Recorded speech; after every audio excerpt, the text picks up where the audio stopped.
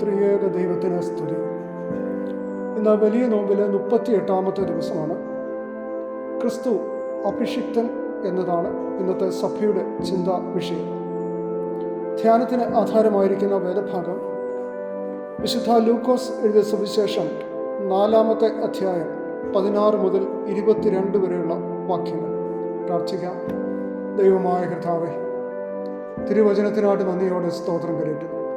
വചനത്തിലൂടെ ഞങ്ങളോട് ഇടപെടുകയും ഞങ്ങളോട് സംസാരിക്കുകയും ചെയ്യണമേ. ഞങ്ങൾക്ക് ആവശ്യമായിരിക്കുന്ന ജീവിത പുതുക്കവും ജീവിത വിശുദ്ധിയും അവിടുന്ന് നൽകി തരണമേ. യേശുവിൻ്റെ നാമത്തിൽ ചോദിക്കുന്നു, കേൾക്കുമാറാകണമേ. ആമേൻ. യേശു കർത്താവ് തൻ്റെ പരസ്യ ശുശ്രൂഷയുടെ ആരംഭത്തിൽ ഇനി താൻ ചെയ്യുവാനായിട്ട് പോകുന്ന കാര്യങ്ങൾ എന്തെല്ലാമാണെന്ന് ചുരുക്കമായിട്ട് പ്രതിപാദിക്കുന്നതായിട്ടുള്ള വേദഭാഗമാണ് നാം ഇപ്പോൾ വായിച്ചതായിട്ടുള്ള ഈ ഭാഗങ്ങൾ. 4-ാമത്തെ അധ്യായം ആരംഭിക്കുന്നത് യോർദാൻ നദിയിലെ സ്നാപനത്തിന് ശേഷം കർത്താവ് പരിശുദ്ധാത്മാവ് നിറഞ്ഞവനായി മരുഭൂമിയിലേക്ക് പോകുന്നതായിട്ടുള്ള സംഭവം രേഖപ്പെടുത്തിക്കൊണ്ടാണ്.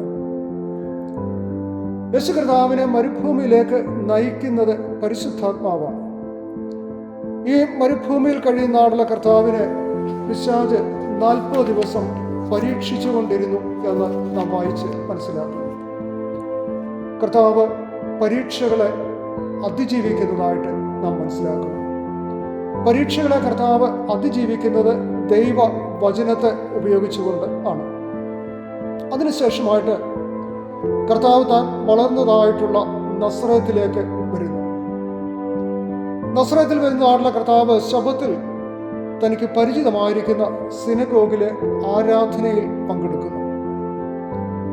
യഹൂദന്മാരുടെ പ്രാദേശികമായിരിക്കുന്ന ഇടങ്ങളിലെ ആരാധനാ സ്ഥലങ്ങളാണ് സിനഗോഗുകൾ. സിനഗോഗുകൾ വേദപുസ്തകത്തിൽ പള്ളി എന്ന പേരിലാണ് അറിയപ്പെടുന്നത്. കർത്താവ് ഈ ആരാധനയിൽ പങ്കെടുക്കുക മാത്രമല്ല, അതിൽ സഹായിക്കുകയും നേതൃത്വം നൽകുകയും ചെയ്യുന്നു. വേദഭാഗത്തെ നാം മനസ്സിലാക്കുന്നു, ആളുകളുടെ കണ്ണ് അവങ്കൽ പതിഞ്ഞിരുന്നു എന്ന്. ആരാധനയുടെ ഭക്തിയും ഗൗരവവും എങ്ങനെയായിരിക്കണമെന്ന് കർത്താവ് ഈ വേദഭാഗങ്ങളിലൂടെ നമുക്ക് കാണിച്ചു തരുന്നുണ്ട്. സിനഗോഗിലെ ആരാധനയ്ക്ക് 6 ഭാഗങ്ങളാണ് ഉള്ളത്.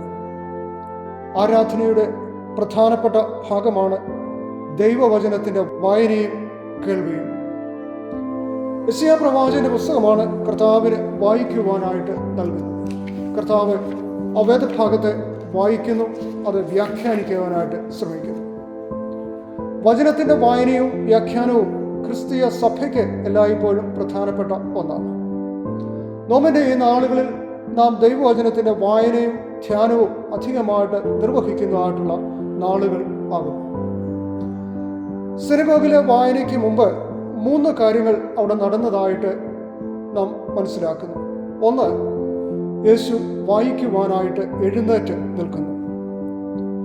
രണ്ടാമതായിട്ട്, പുസ്തകം കർത്താവിൻ്റെ കയ്യിൽ സിനഗോഗിൻ്റെ അധികാരി നൽകുന്നു. മൂന്നാമതായിട്ട്, കർത്താവ് പുസ്തകം തുറന്ന് വായിക്കുന്നു. വായനയ്ക്ക് ശേഷം ഈ പ്രവർത്തികൾ വിപരീതമായിരിക്കുന്ന ദിശയിൽ സംഭവിക്കുന്നതായിട്ടും നാം കാണുന്നു. ഒന്നാമതായിട്ട്, കർത്താവ് പുസ്തകം അടച്ചു. രണ്ടാമതായിട്ട്, പുസ്തകം ശുശ്രൂഷക്കാരനെ തിരിച്ച് ഏൽപ്പിച്ചു. മൂന്നാമതായിട്ട്, കർത്താവ് ഇരുന്നു.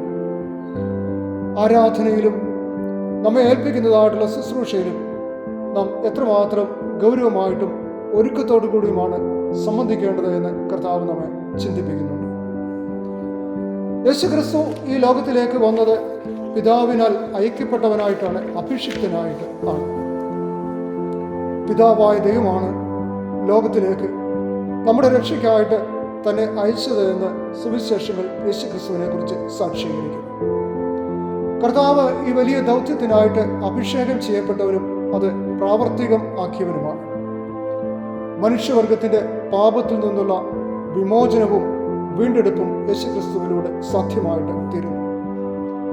യേശുക്രിസ്തുവിലൂടെ സാധ്യമായി തീർന്ന രക്ഷയുടെ അനുഭവക്കാരായി തീരുവാനായിട്ട് നമുക്ക് ഇടയായിട്ട് തീരണം. പരിശുദ്ധാത്മാവ് അതിനെല്ലാവരെയും സഹായിക്കുമാറാകട്ടെ. ആമേൻ.